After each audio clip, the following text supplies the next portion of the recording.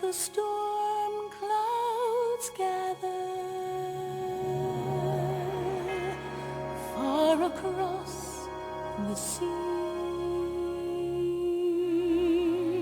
let us pledge allegiance to a land that's free. Let us all be grateful for a land so fair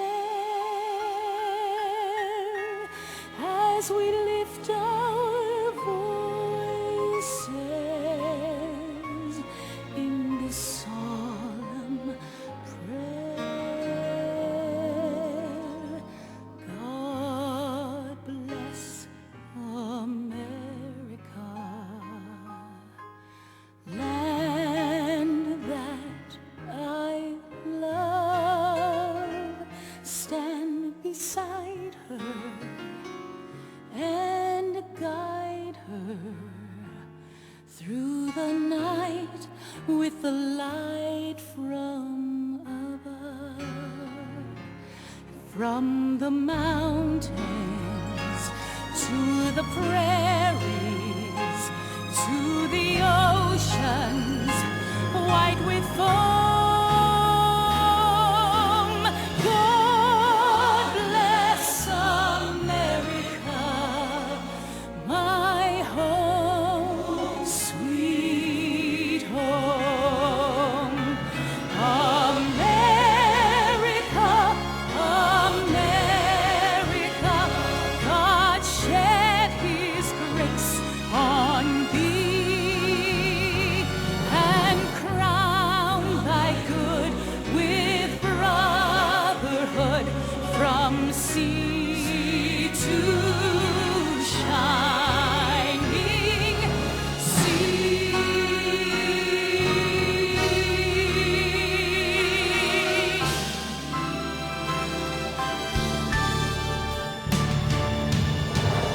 God bless America, land that I love.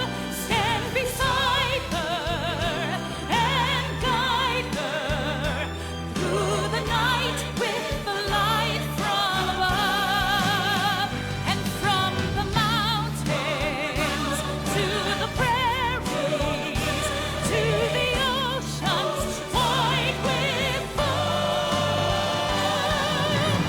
God bless America, my home, sweet home. God bless America, my home, sweet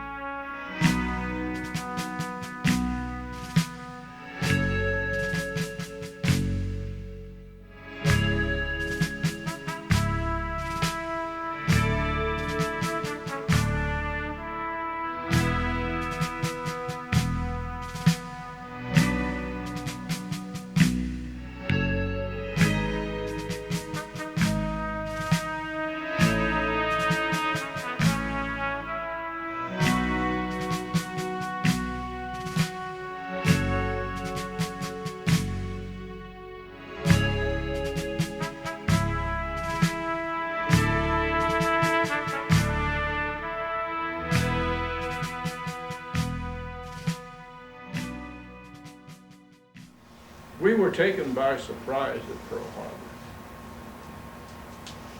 But we knew long before that we were going to have to fight the Japanese. It was very apparent. And believe it or not, 10 days before Pearl Harbor, we had all the guns manned, all the ammunition boxes open, all in readiness. And we received word from Washington to stand down or resume normal operations because we were assuming hostile posture. So we got unready. And that was one of the reasons why, when the Japanese attacked on December 7th, we weren't ready. We got ready real quick, but it was a little bit too late. We got hurt real bad. Have you ever heard of how the radar showed planes coming into Pearl Harbor and they ignored it? Well, let me explain why. Radar at that time was more or less just a play toy. It was brand new. And even the people operating it didn't know exactly how to interpret it. And we had carrier coming back from Midway, and they assumed that the blips or signals they saw on the radar was some of the planes from that carrier coming back to Pearl to land early. Because that happened very often when a carrier was at sea. They would let some of these squadrons fly in early and land at the air station, and then the ship would continue on its way and into port with only a few planes left aboard. So it was assumed that that was some of the airplanes coming back from the Midway. So what are you going to do? And anyway, I think one of the most surprised people, there was a young lady flying her private plane out over the pass where the Japanese came in behind the mountain so they could come up over the top and surprise us. And here's all these Japanese warplanes flying past her, and she's sitting out there in the middle of it. I'm sure that young lady was just scared half to death. I'm sure. But she said later on that some of them even waved to her when they flew past. So, you know, there are things that are terrible when they happen, but when you look back, you could sometimes see a little bit of humor in them. So we weren't taken by as much surprise as we were mentally before that. We were ready. In fact, the ship I was on had trapped a Japanese sub off the far side of the big island of Hawaii, which was not Oahu is the island where Pearl Harbor is. Hawaii is the so-called big island, the biggest island. And we trapped a Japanese submarine in a little bay off of there, and our skipper was going to sink her. Because we had sent a message and asked the sub base there in Pearl if any of our submarines were operating in that area. They said definitely not. So we were all ready to destroy that submarine, and one of our sister ships, trying to come in and help us, came roaring in through this little inlet.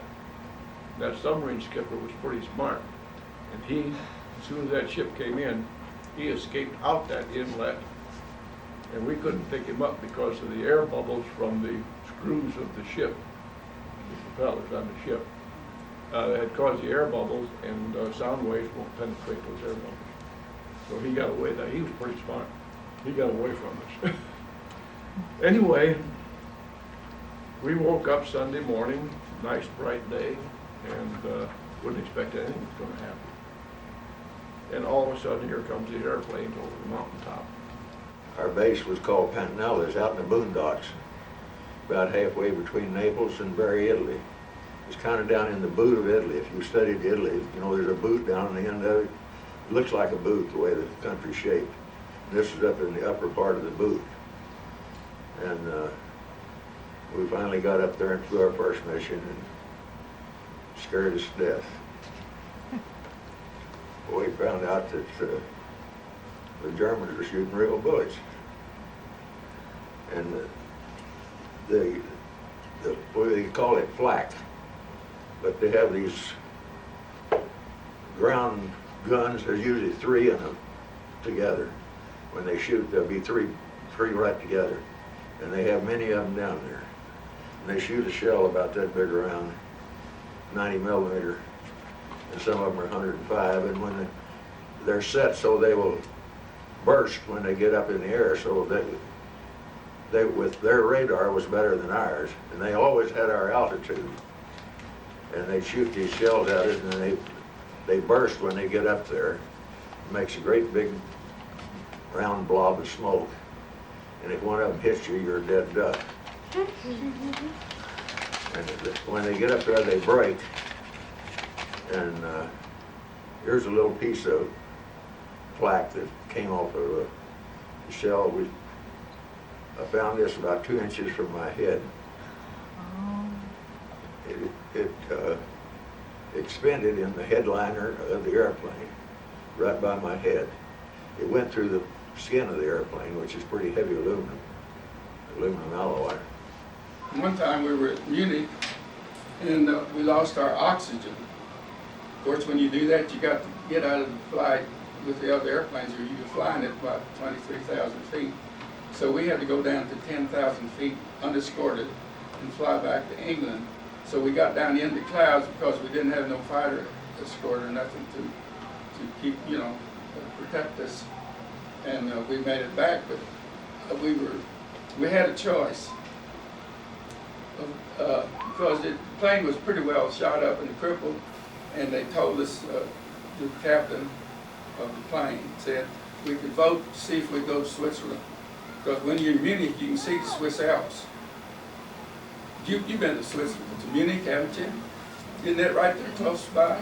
And I can remember seeing those Swiss Alps with the snow and they're beautiful. And we took a vote to see whether we'd spend the rest of the war in Switzerland or come home. But we all voted to come back home because we didn't like it, just a few missions to finish. And I think one or two of us wanted to go to Switzerland, which would have been nice. But we came on back home. Several times we had close calls, but we had a lot of fighter protections. The fighter groups would escort us out, and there was 3 groups: the P-38s, the P-47s, and the P-51s. They would fly escort with us. They'd fly with us, and they would, if there was any fighters come in, well, they would kind of handle it for us. I never did shoot a gun. Well, we'd shoot a few rounds as we were going over the channel just to check our guns, but I never shot at a plane all the time if we was over there all the 30 missions, but a lot of people did, but I just didn't have the opportunity to do it. When I came from Paris, Texas, and we opened up Camp House out here, we came down in 2 trucks to open up cadre for the 86th Division. It was all just like, around like this right here. And this lieutenant said, whoever worked in the kitchen? Nobody. He said, to me, he said, yeah, you ever worked in the kitchen? I said, yes, sir. I've been through the kitchen many times, eat quite a few times. He said, you'll cook. So, at that time, the Camp House did not have a contract for nothing. Bread, only thing they had was meal and flour, sugar, stuff, lard and all that stuff, bacon, and that's all they had, out the warehouse. So, I've got this big old mixing bowl. I don't know whether you ever seen one of them or not in the Army. Big old mixing bowl about yay big, about yay deep. Back long years. I put a sack of flour in there, put my lard and bacon powders and milk and all that, and mixed it up. Got it all mixed up. And I put it up on a table and rolled it out, and didn't have no bread cutter, a biscuit cutter. So I got a milk can. Pet milk can, put it on the stove, got it hot, and just took a knife and you can knock that end off. And that's the best biscuit cutter you ever seen in your life. It makes it about yay big. So I made all this biscuit out of this dough that I made up. I put it in a rack, had racks, you know what I'm talking about, racks, you could slide these pans of biscuits in over behind the stove. So I put them all in there. They were racked up. Because we was feeding them about 500, you know, officers and enlisted men who would come in for the cattle. Well, I said after a while, I said, I better cook one to find out whether they're gonna be worthwhile, or I might have to start all over new. So I put a pan in an old big stove about yay big as old coal burners, had 3 of them. So I put a pan in there. When it got good, took a mop and mopped it with butter on top. I set that pan of biscuits on the serving table, pan of butter. I said, okay, now you guys try, they're teasing me about my hand grenades. You know, big deal. Because I had about 8 or 10 guys was serving, you know. Did you know that pan of biscuits didn't last 10 minutes? And it was the lieutenant's wife was sitting over there. Our mess officer, you know, one who went down with us. She was sitting over there just passing time of day away. She's gonna come back to Gainesville, you know, later. She said, well, let me have one. I said, I bet. So this one guy buttered her up 2 of them. And them biscuits were the best biscuits that one ever laid his mouth on. So happened, I come out with a rose right there. You know what I mean, as far as the group was concerned. And from then on, I was a cook, regardless. My job was when I went to Japan over there, I taught boys how to run the searchlight, you see. And so that one night I got a call. I'm an old boy that flied with teams, and I wasn't used to choking these Indians, you know, and it was real cold. But they called me one night, said, I've got a plane over Tokyo Bay and about out of fuel in a storm, and we want that searchlight on it. It's Johnson Air Base there in Japan. And so in 55 seconds I had that thing on. He said, if you'll sign up for 3 years and 2, you know, I'll give you 3 stripes, 2 stripes. I said, sir, when my time's up, I'm going home. I was in one earthquake over there at 4 o'clock in the morning, and I was in the second bunk up here, you know, and it just done us like, it didn't hurt none of us, but it just shook us around, you see.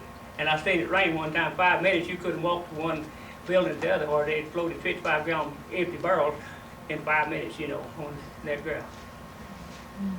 And I have pictures here of what it looked like whenever I got over there. The atomic bomb, it just tore up everything. It just, steel structures is all that was left, you know, there. And so, She's trying to see, honey. yeah, see there, it's all steel structures. Some of it was cement, and some of it was steel. It just tore it all to bits. And I was at Johnson Air Base, and that P-38, them planes is what they had, that they had there. And you know, we had a radio, Hawaiian music and stuff there that they had. You could hear it real plain, but those pilots, every other one that had to bank back, you know, to land, and you could hear them. If music would go off, and you could hear them. They had that some way fixed that they wouldn't get that sound, but you could hear the pilots, you know. So they had something there. State Representative Ron Clark presented the medals to me at our high school, and it had taken 56 years to get them. Normally you would get them when you were discharged, but they were so many people that had been wounded and all through the war and everything, they were behind. So as time goes on, and Senator K. Bailey Hutchinson issued a congressional order for them, and but in the passing of time, you have a change of administration. You have people that change jobs, and desks are cleaned out, and so you have to put a tracer on it, and which is what she did the last time. She issued 2 congressional orders, and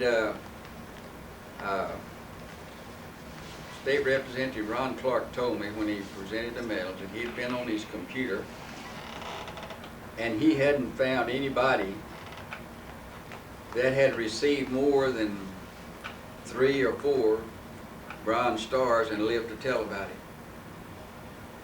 I have 7. I have 2 bronze arrowheads. That's for beachhead landings, one at Lake Go, the largest amphibious landing force ever in the South Pacific. I have the honor, privilege is a better word,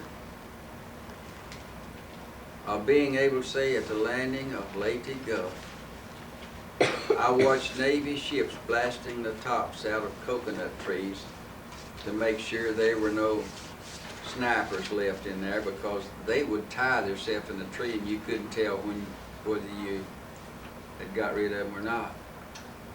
I watched our fighter planes tangled with a bunch of Japanese Zeros and bombers overhead, and then on the landing craft going in, a machine gun just beat out a tattoo right on that door. And I thought, when that ramp goes down, I'm going off to the side into the water and under it till I get closer to the bank. But just as the ramp started down, I guess the Navy knocked out the machine gun nest, because I heard nothing else from it, which was good news to me. General Douglas MacArthur, when my buddy and I, we were on just a investigative patrol, combat patrol you might want to call it, newspapers do, about 2 blocks ahead of our front lines. Here comes General MacArthur, and most of you know about General MacArthur. A lot of people say he was afraid, a lot of people say he was a show-off, whatever. He wasn't afraid, that I know. He came up behind us and he said, "Boys, anybody been as far as my library yet?"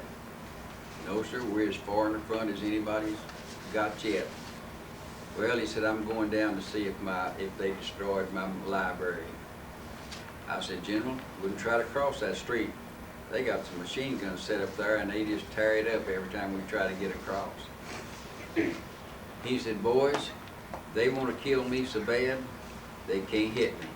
And he walked across that street, and those machine guns just tearing up that blacktop all around him. But he walked, he never took one quick step or nothing. He walked across it. Now, me and my buddy, we did. We went across it. We got to the library. It was dirty, dusty, filthy. But as far as he could tell, they hadn't destroyed any of the books. And he told us, said, "Boys, when you walk by those windows, get down below the sill." But he stood up, and they'd blow that thing out behind him every time he stepped across, but they never did hit him. Never did. Those are some of the things that you remember that just won't leave your mind. You have memories, some of them, that are great, that won't leave your mind. But I have memories, good and bad, that'll be with me till the day I die.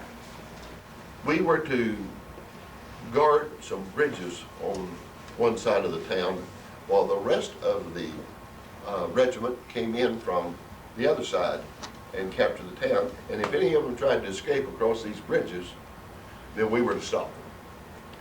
Well, we got to the place where we were supposed to be, and there was an old broken down house, 10, 15, 20 yards down from it. And we went into that place and was trying to keep out of sight so nobody would spot us. And a scout car, a car tried to just drive a German scout car, driving around just to see what was going on. And they spotted us. And they began to come toward us, and somebody shot. One of our soldiers shot and did hit. I don't know that he killed him, but he did hit a German. Well, then they knew we were there. That's what we're leading up to. They knew we were there. So it was decided that we should go across the bridge and occupy several of the houses along the road where we could observe the Germans coming out, and we were up, some of us were upstairs where we could shoot down. And then we thought that's what we could, the way we could stop them. We hadn't been in the houses over 30 minutes when a large number of German soldiers surrounded us and began to shoot at the houses. And of course, we shot back. Now, I did not shoot back. This was a two-story house. There was a living room or a parlor downstairs, a kitchen and a dining room, and then all the bedrooms were upstairs. Well, most of the squad went upstairs, but there's one fellow stationed in the kitchen to watch the front door, and I was stationed in the parlor to watch the one window. If anybody started to come in those two places, we were to shoot. Otherwise, we were not to fire. They didn't want anybody to know we were there. Well, sure enough, they came, and there was a lot of gunfire, and there were some casualties on the side of the Germans. We could see them being hit and falling, the two of us downstairs. Well, all of a sudden, everything got real quiet, and we heard a great big boom, I guess you'd call it. Well, I didn't know what it was. I couldn't see anything. And everything got quiet again. And it stayed quiet. And I thought I'd better check and see what was going on. So I opened the door of the parlor into the hall, and when I did, there was a German gun staring me right in the face. What had happened was that they brought in some German tanks, some Tiger tanks, and they aimed that cannon on that tank at one house and just blew it to smithereens. And when that happened, everybody else that was there decided it wasn't worth it to just be sitting ducks in those houses while a tank shot at you. So the sergeant in charge upstairs had decided to surrender. And they were coming down the stairs when I opened the door. I may have stayed in the house if I hadn't opened that door, because I don't think they would have told him I was there. They may have, but we don't know. And we were then prisoners of war. We chased them until they caught us. We had paratroopers don't take prisoners. So when we, on the first day or two there, we was relieving the paratroopers. They got to go back to the beach. And we were there one day, and the old boys marching a bunch of prisoners down the street, road there. This paratrooper got out there, he sat in the ditch arrest, and he says, hey, you want me to relieve you of these prisoners? We'll take them back for you. Because he's still about 10 miles from the beach. He said, yeah, you can take them. So then he's glad to get rid of them. He turned around and took back off. So the three guys there in the airborne, they going back, said, okay, you Germans, get out.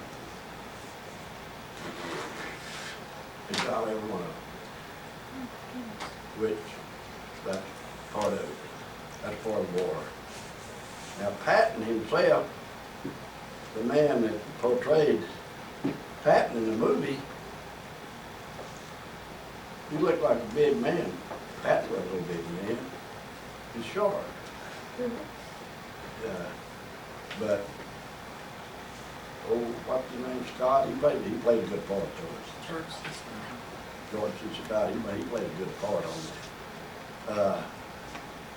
I can tell you about on this tank. We had a crew. We'd move up. Now this tank was only to shoot about 5-7 miles, but we never did shoot that. It was usually right with the mortars. The crew would come in and we'd move up. We'd have a crew that had to get the tank ready, put the camouflage net over it. We had another crew would take turns. They'd get a foxhole ready and everything for the night. Well, this day, it was my time to get the buckets all dug and ready.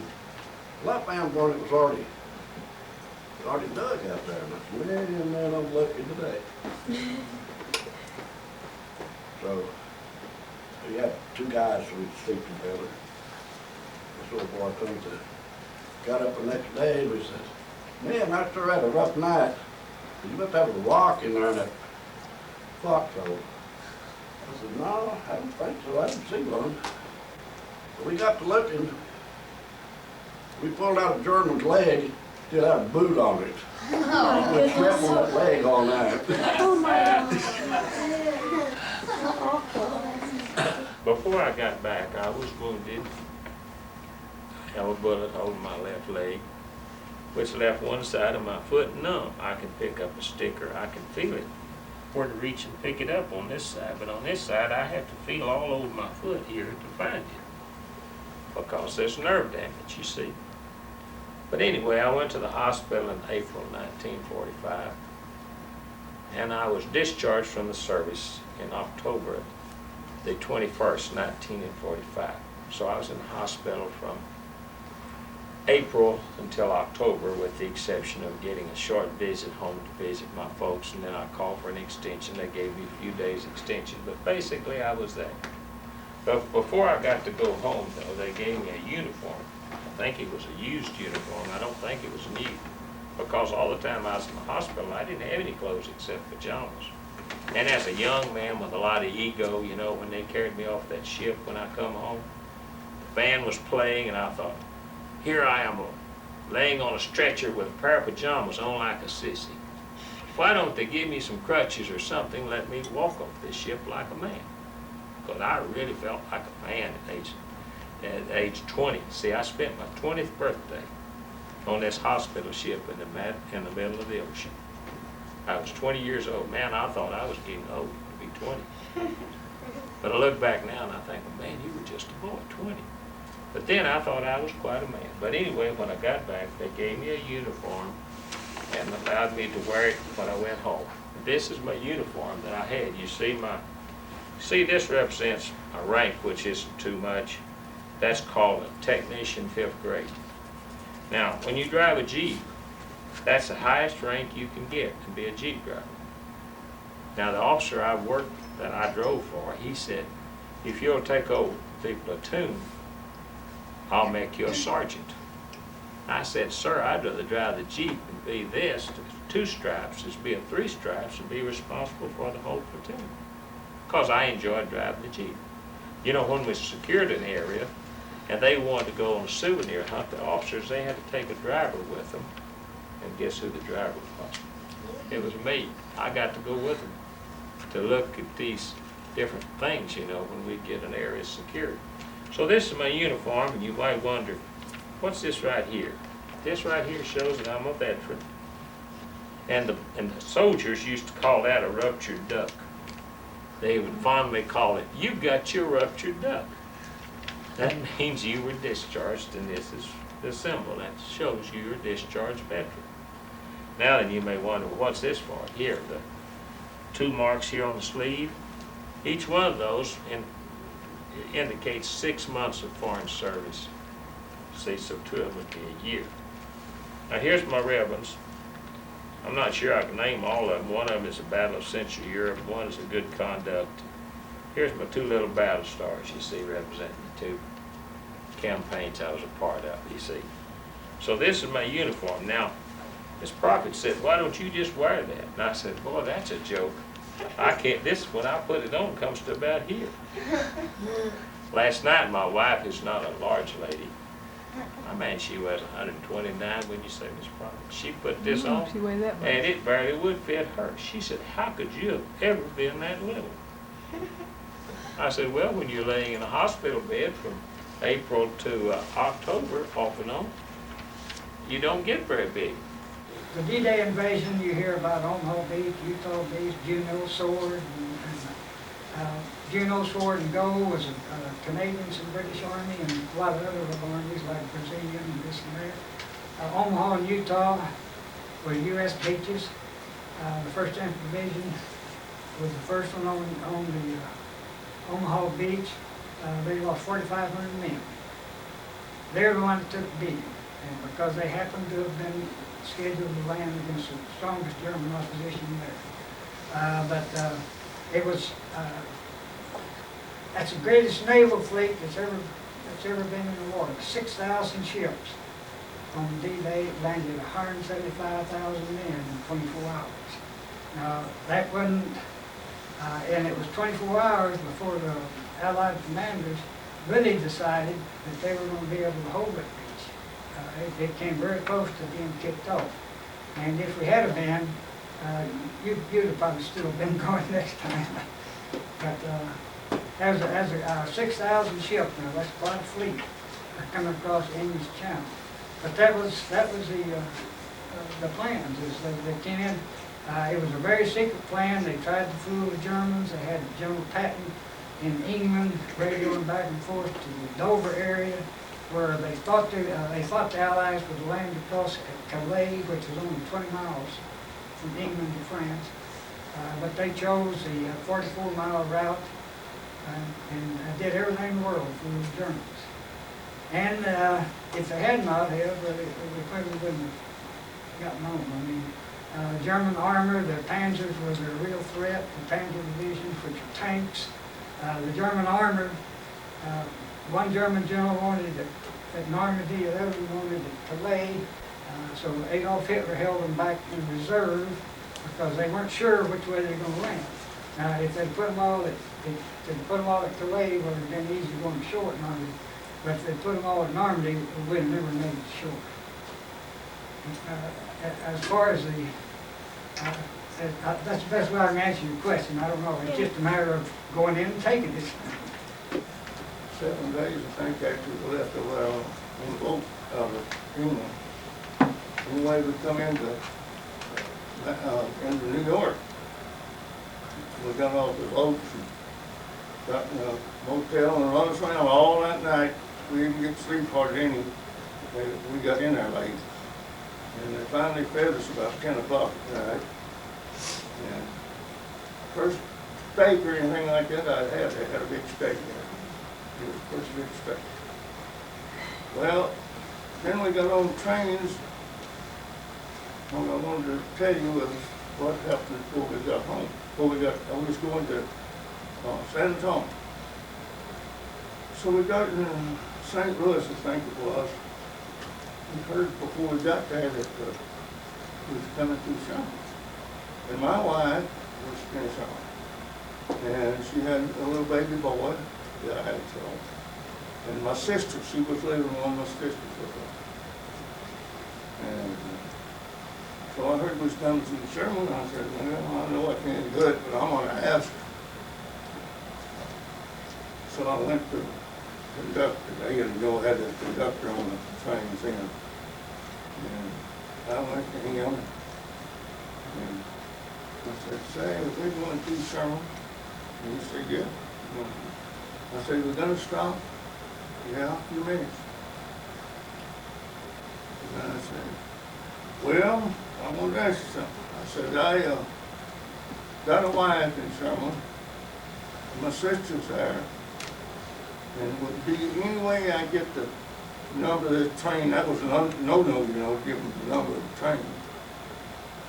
And what time were you getting into Sherman? He said, oh, no, can't do that. I said, well, I afraid we couldn't, but I said, I got a young boy over there, 20 months older. He looked down his shoes, looked up there, and he said, I'm going to break all rules. So he gave me the number of the train and what time we were supposed to be in Sherman. Well, I had a little piece of paper, something wrong on this paper, and a bunch of women was out there when we stopped next time. They was working in a shop or something, machine shop, I don't know what it was, but anyway, they put something out there, and I asked them if they'd send this telegram to me. Yeah, there's all Hollywood. So I had it wrapped up in a little, they was right across the big fence, right close to us, and I told you to open them up. And that they got it, sent it. I didn't know whether it did or not, you know. But I drove in there that night. We was late, later than we were supposed to be. And so my sister, my wife, cousin all come up there. And,